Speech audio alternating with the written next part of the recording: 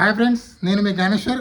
Video late అయింది అనుకుంటున్నారా? ఇంట్లో కొంచెం వేరే పర్సనల్ వర్క్ ఉండడం వల్ల వీడియో కొంచెం లేట్ అయింది. సో మనము కొత్త అప్డేట్తో వచ్చాము. సో మనం ఈ వీడియోలో కొన్ని విషయాల గురించి క్లియర్ కట్గా మాట్లాడుకోబోతున్నాము.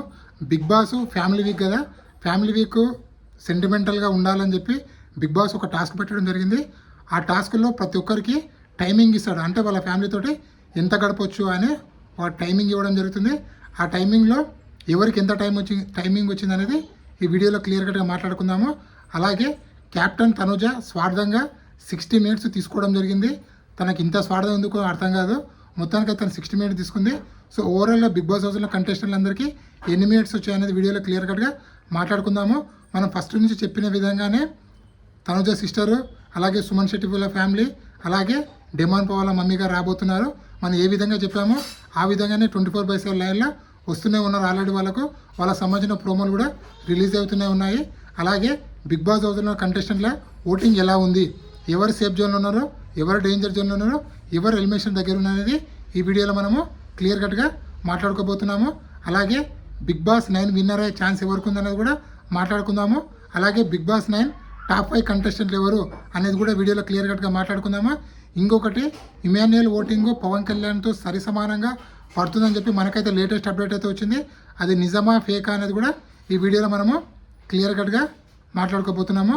ఫస్ట్ ఆఫ్ ఆల్, ఎవరికి ఎంత టైమింగ్ వచ్చింది బిగ్ బాస్ ఇచ్చిన టాస్క్ ద్వారా అంటే, ఇక్కడ కెప్టెన్ అయినటువంటి తనుజకు 60 మినిట్స్, ఆల్మోస్ట్ 1 అవర్ వాళ్ళ ఫ్యామిలీ మెంబర్స్ బిగ్ బాస్ హౌస్లో ఉంటారు. అలాగే నెక్స్ట్ ఇమాన్యుయల్ 40 మినిట్స్ ఉంటారు వాళ్ళ ఫ్యామిలీ. అలాగే డెమాన్ పాన్ ఫ్యామిలీ 30 మినిట్స్ ఉంటారు. అలాగే సుమన్ శెట్టి ఫ్యామిలీ 20 మినిట్స్ ఉంటారు. దివ్యానికిత ఫ్యామిలీ 20 మినిట్స్ ఉంటారు.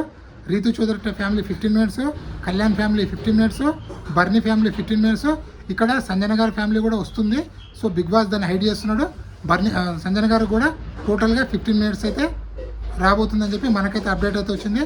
సో సంజన గారి ఫ్యామిలీ లాస్ట్కి వస్తుంది. అంటే ఇమాన్యుయల్ ఫ్యామిలీ వచ్చిన తర్వాత సంజన గారి ఫ్యామిలీ ఎంట్రీ అవుతుందని చెప్పి మనకైతే లేటెస్ట్ అప్డేట్ అయితే వచ్చింది.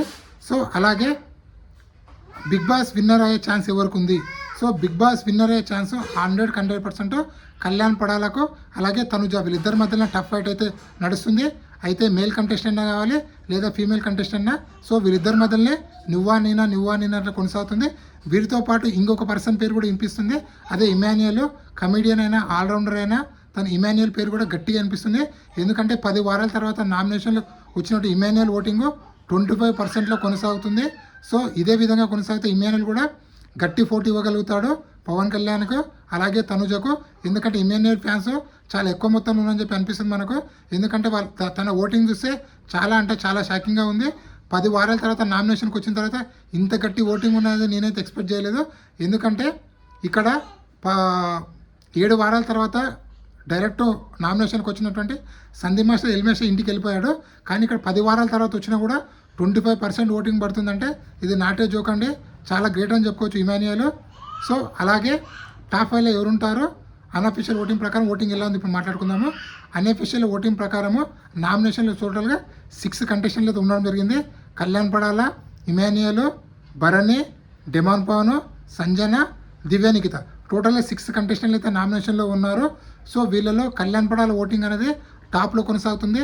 34%, 40% మధ్యలో కొనసాగుతుంది. ఏ అన్అఫీషియల్ పోలింగ్ చూసుకున్నా, యూట్యూబ్ చూసుకున్నా, ట్విట్టర్ చూసుకున్నా, టెలిగ్రామ్ చూసుకున్నా, వాట్సాప్ చూసుకున్నా, ఫేస్బుక్ చూసుకున్నా, గూగుల్ చూసుకున్నా, ఎక్కడ చూసినా కూడా కళ్యాణ్ పడాల ఓటింగ్ అనేది టాప్లో కొనసాగుతుంది. 34%, 40% మధ్యలో కొనసాగుతుంది. అలాగే ఇమాన్యుయల్ ఓటింగ్ అనేది 24%లో కొనసాగడం నాకైతే చాలా షాకింగ్గా ఉంది. సో మీకు ఎలా ఉందనేది కింద కామెంట్ పెట్టండి. అలాగే బర్నీ గారు voting 16%, demon pan voting 10%, Sanjana గారు ఓటింగ్ 7%, దివ్యానికిత ఓటింగ్ 6%లో కొనసాగుతుంది. సో వీళ్ళలో సేఫ్ జోన్లో ఉన్న కంటెస్టెంట్లు కళ్యాణ్ పడాల, అలాగే ఇమాన్యుయల్, బర్నీ గారు, వీళ్ళు ముగ్గురు సేఫ్ జోన్లో ఉన్నారు.